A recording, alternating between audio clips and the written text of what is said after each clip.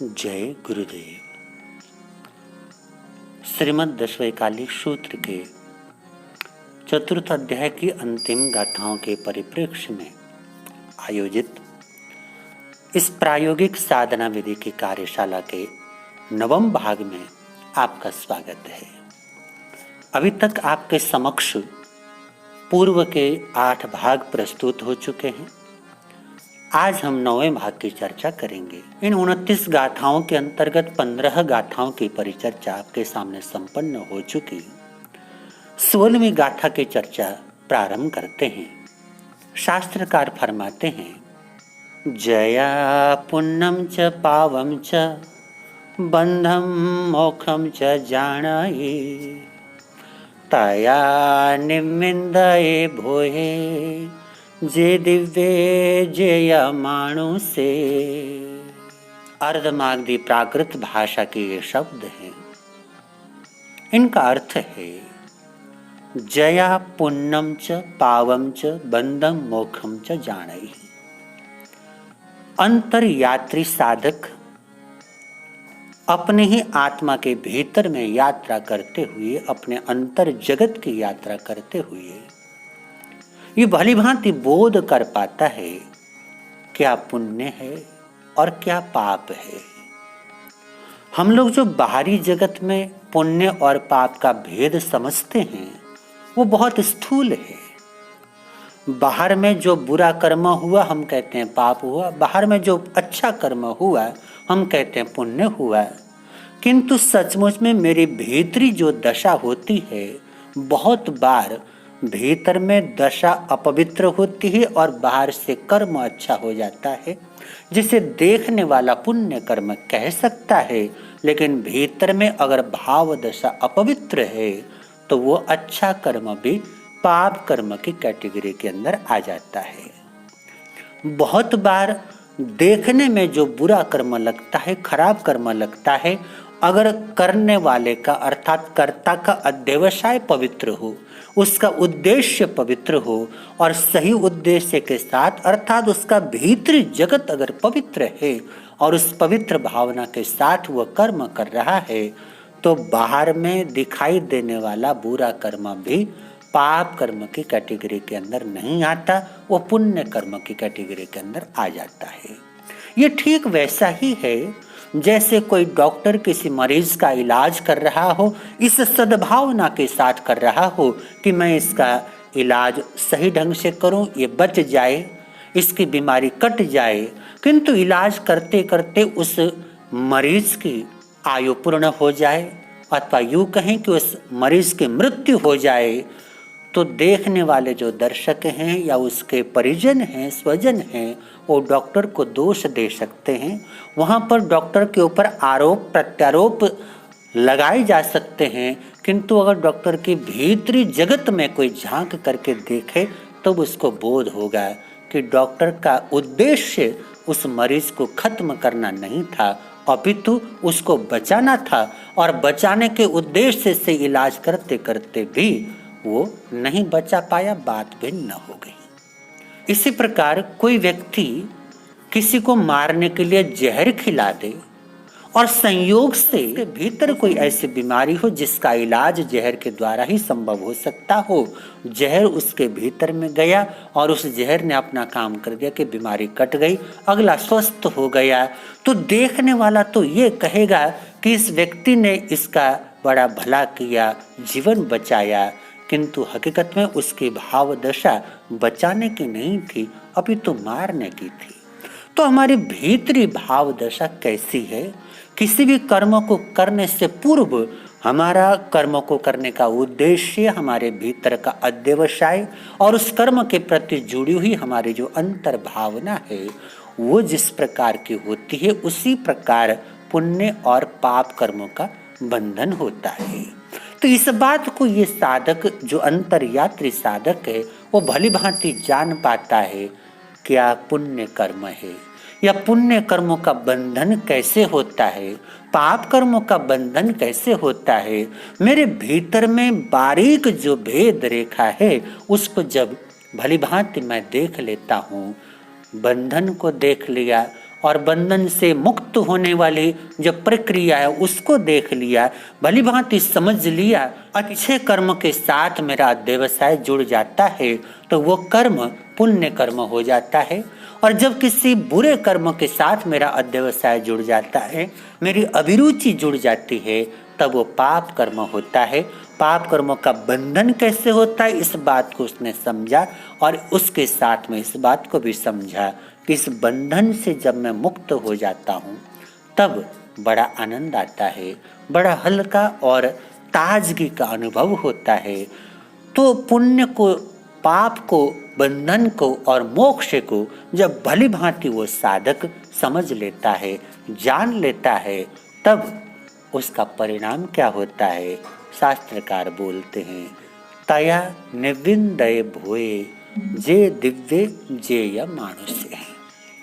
तब एक और सोपान वो चढ़ जाता है, एक और पड़ाव के अंदर वो पहुंच जाता है।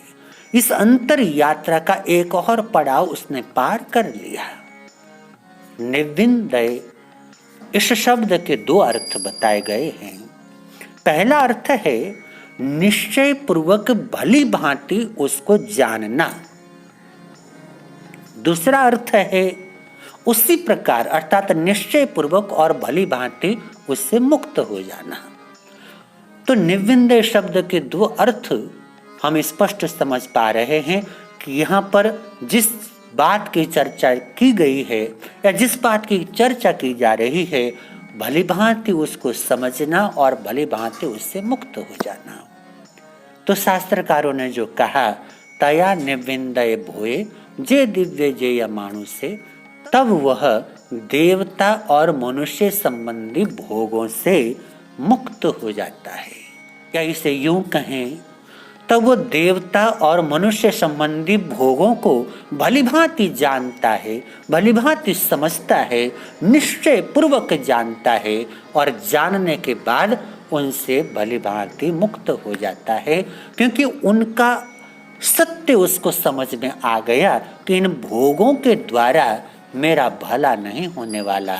भोगा न भुक्ता वयमेव भुक्ता, कि मैं भोगों को नहीं भोगता हूँ अपितु भोग मुझे भोगते हैं। इस सत्य को वो जान लेता है। और भोगों का स्वभाव ऐसा है, प्रारंभ में व्यक्ति को लगता है कि मैं इनका रसास्वादन कर रहा हूँ, मैं इनका उपयोग कर रहा हूँ, किंतु एक समय आने के बाद व्यक्ति उनके आगोश में फंस जाता है, उनके चंगुल में फंस जाता है और वहाँ से वो निकल नहीं पाता। इन बातों को ठीक हम लोग उन उदाहरणों के द्वारा समझ सकते हैं। जो हमारे आसपास कोई शराब पीने वाला शराब की गिरफ्त में आ गया हो, कोई बीड़ी सिगरेट पीने वाला उनकी गिरफ्त में आ गया हो, कोई गुटखा इत्यादि खाने वाला उनकी गिरफ्त में आ गया हो। बहुत बार ऐसा हुआ है।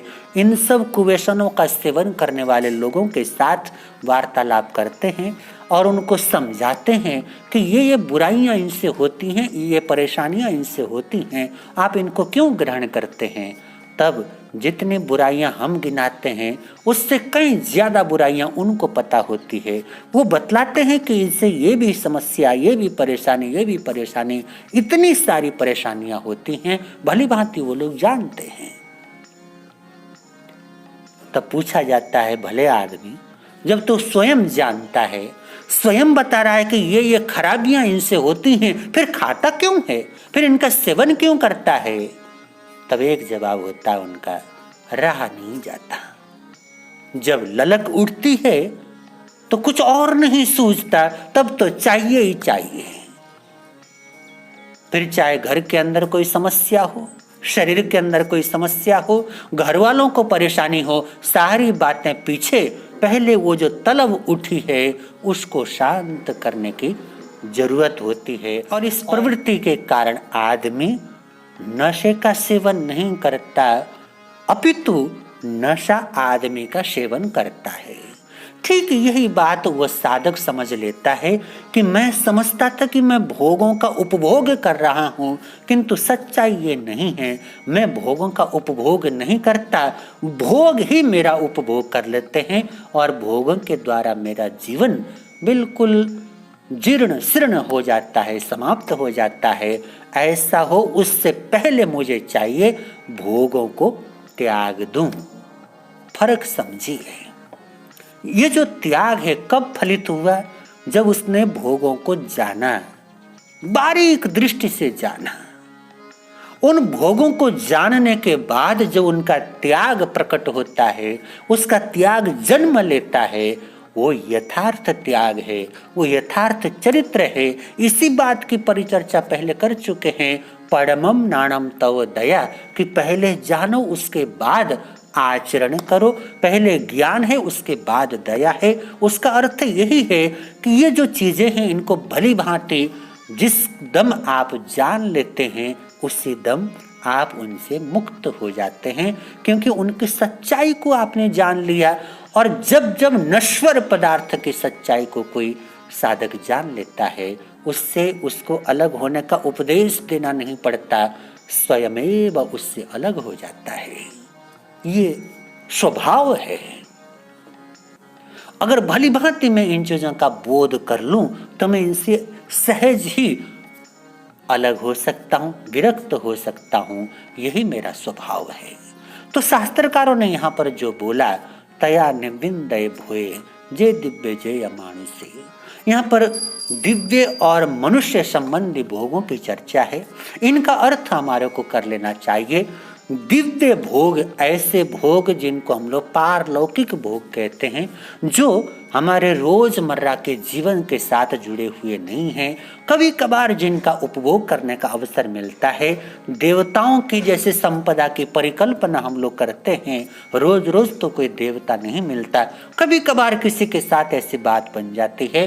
तो देवता लोग जिस परिवेश के अंदर, देवता लोग जिस भोग उपभोग की दुनिया के अंदर मशगूल रहते हैं, ऐसे दिव्य अर्थात पारलौकिक परलोक से संबंधित जो भोग हैं उनके सत्य को जानना। और मानुषिक भोग का अर्थ हुआ मनुष्य के लोक में मनुष्य संबंधी जो जो भोग हैं, अर्थात मनुष्य जिन जिन चीजों को प्राप्त करके अभिरंजित होता है, आनंदित होता है, प्रसन्न चित्त होता है, ऐसे तमाम भोगों को, ऐसे तमाम पदार्थों को, ऐसे तमाम उपभोग की चीजों को जब प्राप्त करने के बाद आदमी के भीतर जो प्रवृत्ति होती है, उस सच्चाई को जानने के बाद जब उसके द्वारा विरक्ति घटित हो जाती है, तब ये गाथाएं हमारे को समझ में आ पाती हैं।